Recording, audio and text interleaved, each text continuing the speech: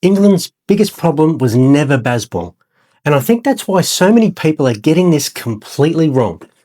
Over the last few weeks, I've listened to former players, journalists and fans debate what's gone wrong with English cricket. Some say it was the coach. Some say Bazball has finally run its course. I don't agree with any of them because I don't think England's decline started with a batting style. I think it started the moment their identity became diluted. You see, when Brendan McCullum first took over, England didn't just start playing differently. They started believing differently.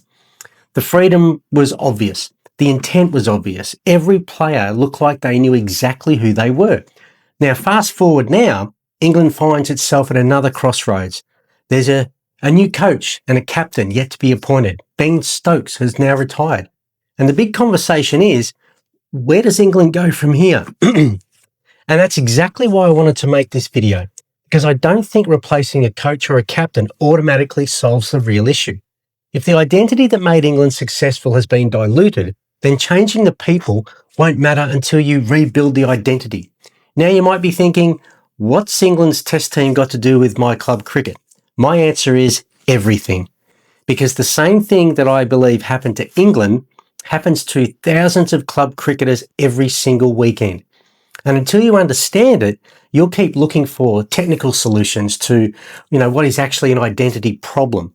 So why do I believe this was an identity problem? Because I remember watching England in those first few test series and thinking, this doesn't even look like the same team. Not because they were scoring faster, not because they were playing more attacking shots. There was just something different about them. Now, when a batsman made a decision, he committed to it. And if it came off, great. And if it didn't, he got on with the next innings. There didn't seem to be that fear of failure hanging over every decision. And that's what fascinated me. The players hadn't suddenly become more talented. Joe Root was still Joe Root. Harry Brook, hadn't discovered a new batting technique, overnight. The players were exactly the same. So if the players hadn't changed, what had? If it wasn't their technique, if it wasn't their talent, what was it? Now, I think it was the way they actually saw themselves. Every batsman walks to the crease with an identity. Not the identity everyone sees, it's the identity they believe about themselves. And that matters because your identity influences every decision you make. If you see yourself as someone who's always under pressure, you'll bat differently. If you see yourself as someone who's one mistake away from losing their spot in the team, you'll bat differently. And if you see yourself as someone who genuinely trusts their game, you'll bat differently again. That's why I believe Bazball had such an immediate impact. It didn't suddenly make England's players more talented. It didn't magically improve their techniques. For a period of time, it changed the identity they took to the crease. They looked like players who trusted themselves. They looked like players who accepted that failure was just part of the game, not something to fear. And when you change the identity of a player that they take to the crease, their behaviour naturally begins to change with it. Now, here's where I think this becomes relevant to every club cricketer watching, because exactly the same thing happens every Saturday. One batsman walks out thinking, hope I don't fail again. Another walks out thinking, I trust my game. Same pitch, same opposition, sometimes even the same level of ability, but completely different identities. And that's why two batsmen with similar talent can produce completely different performances under pressure. So why does identity have such a powerful influence over the way we play? Over the years coaching batsmen, I found myself coming back to the same explanation time and time again. I call it the captain, the player, and the gatekeeper. It's simply the easiest way I've found to explain why two batsmen with similar ability can perform so differently under pressure. The captain is that voice in your head. It's talking all the time. Don't get out. You need runs today. You can't afford another failure. Selectors are watching. Now, the player is different. The player doesn't stop to analyse whether those messages are helpful or not. It simply goes out and performs the identity it's been given. Then there's the gatekeeper. Think of the gatekeeper as the filter between those two. Every thought the captain repeats passes through the gatekeeper.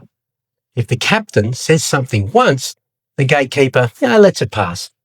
But when he it hears the same message over and over again, it starts accepting it as true. And once it accepts it as true, it becomes part of the identity the player performs to. Now let's go back to England. In those early Bazball days, imagine the conversation inside a player's head. Back yourself. Commit to your decision. If it doesn't come off, learn from it and move on. The gatekeeper hears those messages often enough, and eventually the player starts performing that identity. Now imagine that conversation slowly changes. Don't be reckless. People are questioning Bazball. We can't afford another batting collapse. The pressure's on. The player hasn't changed. The technique hasn't changed, but the conversation has. And when the conversation changes, identity begins to change. When identity changes, behavior changes with it. And eventually, the results follow. That's why I don't believe England's biggest challenge was technical. I think it was protecting the identity that made them successful in the first place. And if that can happen to an international team surrounded by world-class coaches, analysts and support staff, it can happen to every one of us. So what does all this mean for you? Because unless you're playing for England, you might be sitting there thinking, yeah, interesting. But what does it have to do with my cricket? I think it has everything to do with it. Every Saturday, club cricketers walk to the crease carrying an identity. Sometimes it's one they've built over years. Sometimes it's one they've built from their last innings. Maybe you got 8 last week.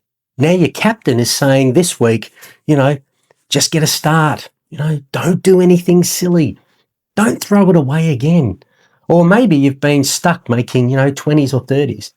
Now your captain is saying, don't waste another start. Don't get out again. Now on the surface, those thoughts don't sound too bad, but listen carefully. Every one of them is built avoiding failure, not creating success. And that's a completely different identity. One identity says, I trust my game. The other says, gosh, hope I don't fail. Now, the shots might look exactly the same. The technique might be identical, but the decisions you make under pressure won't be. That's why I always tell the players I coach and mentor, protect your identity more than your technique. I mean, technique's important, don't get me wrong, of course it is. But technique is only expressed through identity. If the identity isn't right, you'll never consistently access the skills you already possess. So before your next innings, don't just ask yourself, what am I working on technically? Ask yourself, much more importantly, who am I walking to the crease as today? Because that's the player who'll make every decision that follows. So where does all this leave England? Well, I don't think the answer is simply finding a new coach. And I don't think it's finding a new batting technique either. Whoever takes this team forward has a much bigger challenge than that. They have to rebuild an identity. Because when players know exactly who they are, they play with clarity. Now, when that identity, as I said, becomes diluted, so does their decisions. And eventually their performances follow. The reason this really fascinates me is because I've watched exactly the same thing happen to club cricketers for years. A batsman starts doubting themselves, they change their grip, they change their stance, they change their trigger movement, they even change their bat. And they keep searching for a technical answer to what's actually an identity problem. That's one of the reasons I wrote the Century Within, okay? Because I wanted batsmen to understand that lasting change doesn't begin with your technique. It begins with the way you see yourself. Change that, and your behavior starts to change. Change your behavior consistently, and your results eventually follow. If there's one thing I'd love for you to remember from this video, it's this. Pressure doesn't expose your technique. Pressure exposes who you are, your identity. And that's why I don't believe England's biggest problem was ever Bazball. It was allowing the identity that made them successful to slowly drift away. So the question is, what's the identity you're taking to the crease this weekend? If that's something you've never really thought about, I've built a free 24/7 batting mindset coach that can help you start exploring it. It's been trained on the Century Within, the Century Club methodology, the captain, the player and the gatekeeper, the framework that I've talked about today.